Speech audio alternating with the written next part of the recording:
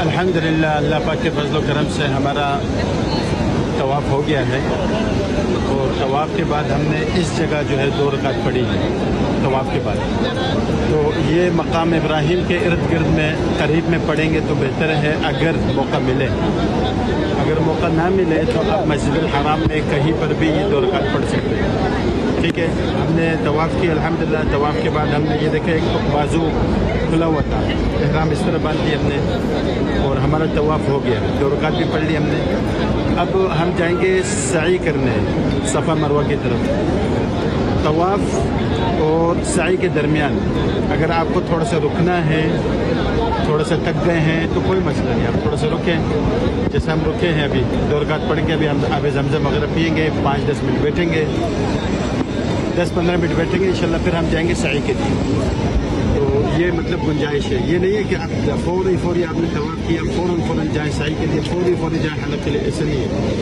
مطلب طواف، پھر اس کے بعد تھوڑا سا اگر آپ صبر کرتے ہیں، ریسٹ کرتے ہیں، ٹھیک ہے، پھر اس کے بعد سعی کریں، تھوڑا سا ریسٹ کریں، پھر جا کے حلق کریں۔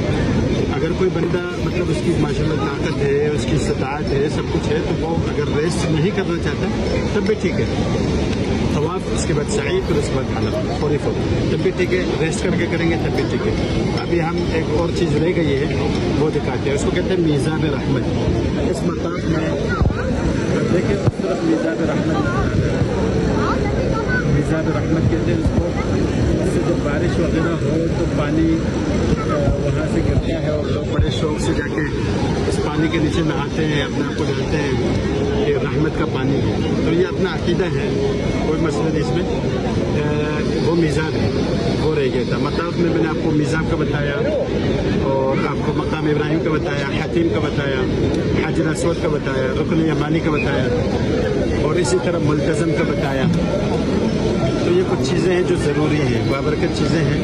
جب آپ یہاں طواف کر رہے ہیں تو ان ساری چیزوں کو کوشش کریں، ان ساری چیزوں سے جو ہے نا استفادہ کریں۔ ابھی ہم تھوڑی دیر میں انشاءاللہ اب زمزم وغیرہ پینے کے بعد چلتے ہیں سعی کی طرف۔